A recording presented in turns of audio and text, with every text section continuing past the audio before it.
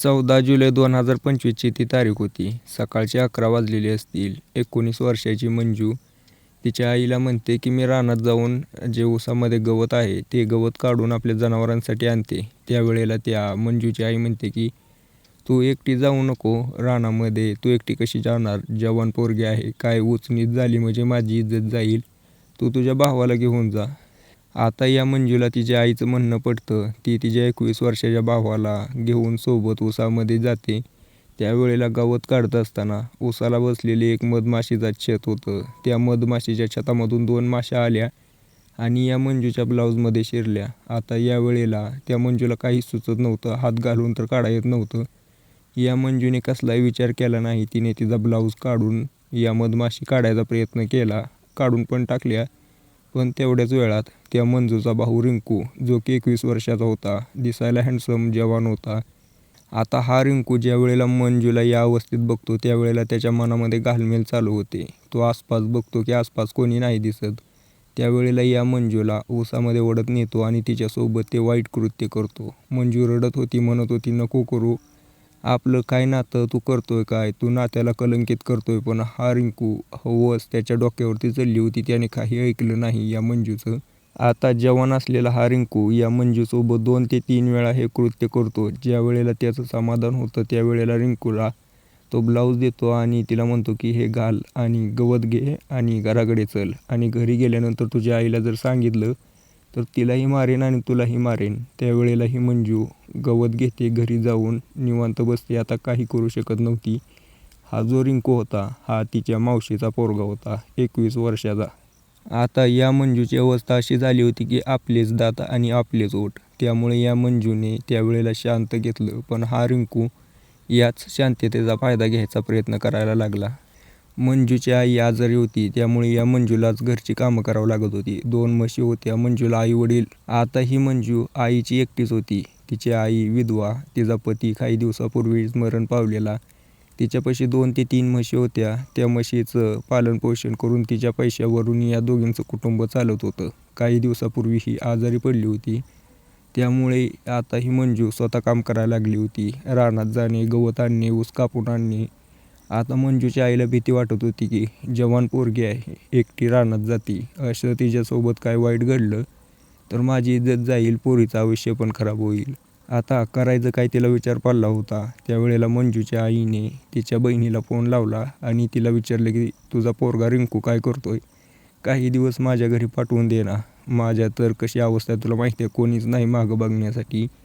मंजू एकटी आहे, काम करते, पण तिला एकटीला रानात जावं लागतं आणि ती रानात गेल्यावर काही वाईट घडलं, समाज कसा आहे तुला माहीतच आहे, तर मी कुणाला तोंड दाखवायच्या पण लायकीची राहणार नाही. तू जर पाठवून दिलं तर तुझे खूप उपकार होतील. मंजूची आई.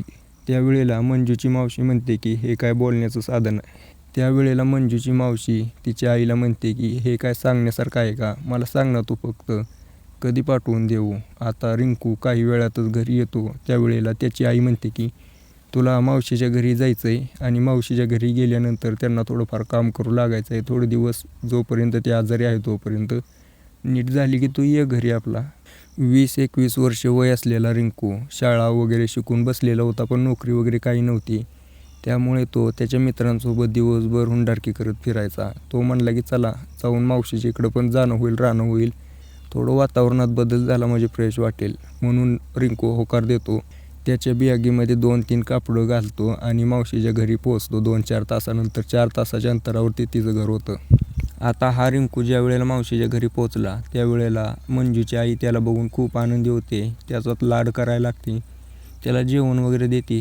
तो दिवस गेला. रात्री हे तिघं झोपून गेले. सकाळी उठून ज्या वेळेला मंजू रानात चालली होती त्यावेळेला त्या रिंकूची मावशी काय म्हणते की मंजू संग जा आणि तिला काही लागलं तर काम करू लाग, नसेल तर तू निवांत बस, फक्त तिच्यासोबत जा. आता रिंकू तिच्यासोबत जातो पहिल्या दिवशी.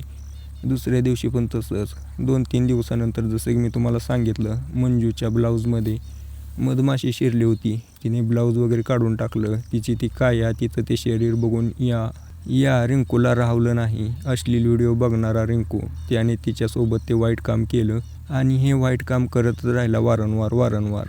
22 जुलै 2025ची ती तारीख होती. साधारणतः 12 वाजलेले असतील. 12 वाजता मंजू आणि तिची आई पोलीस स्टेशनमध्ये पोहोचले त्यावेळेला हवालदार त्या ठिकाणी बसलेले होते. या दोघी महिलांकडे बघतो एवढ्या रात्री उशिरा काय करतायत पोलीस स्टेशनमध्ये दोघीच, आणि यांच्या हातामध्ये काहीतरी होतं, अंगावरती रक्त सांडलेलं होतं. पोलीस त्या ठिकाणी जातात, त्यांना चौकशी करायला लागतात की काय झालं, काय विषय, एवढा उशिरा कसं काय आला. त्यावेळेला मंजूची आई म्हणते की आम्ही एका राक्षसाचा वध केला आहे. पोलीस म्हणतात की काय बोलताय तुम्ही, आणि हे हातात काय आहे, हे कोणाचं गुप्तांग आहे. त्यावेळेला त्या मंजूची आई म्हणते की हे माझ्या बहिणीच्या पोराचंच आहे, आम्ही दोघींनी त्याला मारलं आहे आणि तो आमच्या घरी आहे आणि त्याची बॉडी आमच्या घरी पडलेली आहे, जाऊन रिकवर करा. पोलीस तिच्या घरचा ॲड्रेस घेतात, हिला बसवून ठेवतात लेडीज कॉन्स्टेबलपाशी. आता पोलीस ज्या वेळेला मंजू आणि तिच्या आईच्या घरी पोचतात त्यावेळेला बघतात तर काय, रिंकूची बॉडी पडलेली आहे, त्याचं गुप्तांग कापलं आहे, नरड्यावरती वार आहेत, छातीवरती वार आहेत. पोलीस त्याची बॉडी ताब्यात घेतात, पोस्टमॉर्टमसाठी पाठवतात. FIR दर्ज करून या मंजूला आणि तिच्या आईला चौकशीसाठी बोलवतात. त्यावेळेला या दोघींनी गोष्ट सांगितली ती मी तुम्हाला सांगतो. तर विषय असा झाला होता की ही जी मंजू आहे कंटाळली होती या रिंकूच्या अत्याचाराला. त्यावेळेला एक दिवशी रिंकू बाजारमध्ये गेला होता. त्यावेळेला आईपाशी बसून ही मंजू रडायला लागली. आईला समजत नव्हतं की पोरगी का रडती. आईला पूर्ण गोष्ट सांगती. त्या मंजूच्या आईला राग आला होता, ज्या त्यावरती विश्वास ठेवला होता त्यानेच घात केला. म्हणून रिंकूची मावशी म्हणजे मंजूची आई आणि ही मंजू आता विकोपाला यांचा राग गेला होता. या दोघींनी ठरवलं की या रिंकूचा आपण काटा काढायचाच. या दोघींनी काय केलं, रिंकू घरी आला, त्याला जेवण वगैरे दिलं. जेवण झाल्यानंतर रिंकू त्याच्या रूममध्ये जाऊन झोपला. ज्या वेळेला हा त्याच्या रूममध्ये जाऊन झोपला त्यावेळेला या दोघींनी किचनमध्ये जाऊन एकीने चाकू घेतला, एकीने वरांड्याच्या बाहेर पडलेली कुऱ्हाड काढली. रिंकू झोपलेल्या ठिकाणी गेले आणि त्याच्यावरती वार करायला चालू केले. दोघी एवढे निर्गुणपणे त्याच्यावरती वार करत होती की जसं काही 7 जन्माची याच्यावरती राग काढत आहेत. या दोघींनी त्या ठिकाणी त्याला संपवले होते, पण यांचा राग एवढ्यावरतीच नव्हता थांबणार. या दोघींनी त्याच्या शरीरासोबत वाईट काम केलं आणि त्याचे गुप्तांग कापून डायरेक्ट पोलीस स्टेशनमध्ये गेले. आता पोलिसांनी ज्या वेळेला हे बघितलं आणि ही घटना ऐकली त्यावेळेला त्यांना वाईट तर वाटलं, पण काय करणार, ही घटना घडलेली होती. यामध्ये एका व्यक्तीचा जीव गेलेला होता. भलेही तो व्यक्ती निर्गुणपणे एका महिलेसोबत अत्याचार करत होता, पण शेवटी एका व्यक्तीचा जीव गेलेला होता. पोलिसांनी हताश होऊन या 2 महिलांविरोधात कंप्लेंट दाखल केली. या दोघींना कोर्टामध्ये दाखल केलं. जज साहेब पण थोडे निराश झाले, पण त्यांनाही शिक्षा सुनावणं त्यांचं काम आहे. त्या जज साहेबांनी या दोघींना जन्मठेपेची शिक्षा दिली. आता बघा ना मित्रांनो, आता या 2 महिलांनी त्यांच्या पुढच्या भविष्याची कसलीही पर्वा न करता या रिंकूला संपवले. म्हणजे रिंकूने त्यांच्यासोबत किती मोठा घात केला होता. एखाद्या असा याच्यावरती तुमचं काय मत आहे मला कमेंट करून नक्की सांगा. व्हिडिओ कसा वाटतो हे पण सांगा. बाकी विचलित होण्याचं काही काम नाही, पण आपण सतर्क नक्की राहिलं पाहिजे, अशा काही घटना होऊ नये आपल्यासोबत म्हणून.